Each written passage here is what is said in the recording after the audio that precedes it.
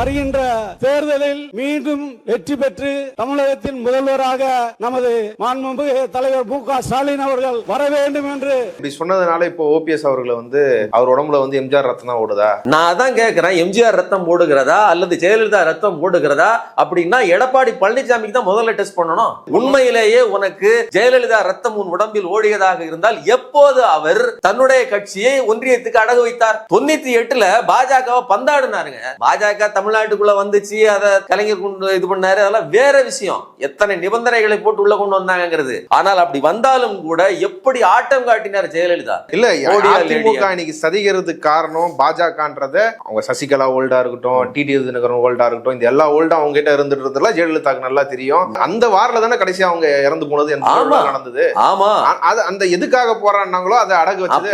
அடிமை எடப்பாடியின் உடம்பில் உண்மையிலேயே ஓடுவது அதிமுக ரத்தமாக இருந்தால் நீ பாஜகவோடு இப்படி கூட்டணி வைப்பியா? கூட்டணி வைக்கிறது மட்டும் இல்ல, கூட்டணி கட்சிக்காரன் கலந்து ஆலோசித்து பொதுக்குழு கூட்டி நாம பாஜகவோடு சேருவோம்னா சேர்ந்த அவசரமா தண்ணி கேன் போடுறதுக்கு மாதிரி நான் போறேன், நான் கட்சி அலுவலகம் திறந்திருக்கேன், திறந்து ஒரு மாசத்துக்கு அப்புறம் போய் பார்வையிட போனவன் சொல்லிட்டு இங்க அறிவிச்சது என்டிஏ பாஜக தான்.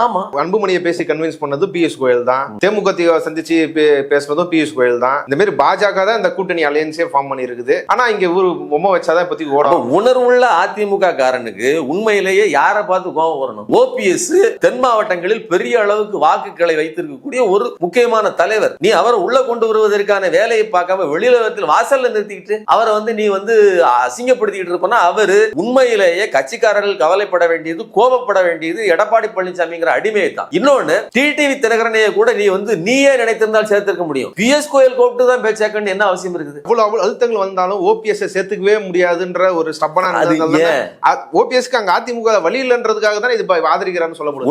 உண்மை அரசியல் ரீதியா இல்ல, அதாவது காரணங்களை சரியா பார்த்துக்கணும். நான் சொன்னதை அடுக்கி பாருங்க. ஒன்று, அதிமுகவின் கொள்கைகள்னு சொன்னீங்கன்னா அது திமுக எந்த ரோட்ல போதோ அந்த ரோட்ல கொஞ்சம் பின்னாடி வர்றதுதான், எதிர் தரப்புல ஓடுறது கிடையாது. கலைஞர் அரசு இழுத்துட்டு போற ஒரு திட்டத்தை கொஞ்சம் ஸ்லோவா பண்ணுவாங்களே தவிர தங்கள் லேபிள ஒட்டிக்கிடுவாங்களே தவிர முரணானவர்கள் கிடையாது. ஆனா பாஜக அப்படி கிடையாது. நீ உண்மையிலேயே முரணான பாட்டல்ல நிக்கிற. வாழ்த்துவது குற்றமே கிடையாதுங்க. வெள்ளத்துல நிவாரண நிதி வரும்போது அதிமுக தலைமை பொதுச் செயலாளர் ஜெயலலிதாவை போய் பார்த்து ஸ்டாலின், இதே இன்னைக்கு இருக்கக்கூடிய ஸ்டாலின் தான் பணத்தை கொடுத்து வந்தாரு. அவர்களுக்குள் முரண்பாடு என்பது கட்சி ரீதியான முரண்பாடு மட்டும்தான், செயல்பாடுகளில் முரண்பாடு கிடையவே கிடையாது. மக்களுக்கு ஒண்ணுதான் செய்யறாங்க. அப்ப அந்த அடிப்படையில் திமுக அரசு சிறப்பாக செயல்படுகிறது வாழ்த்துறதுக்கு ஒன்னும் தப்பு கிடையாது.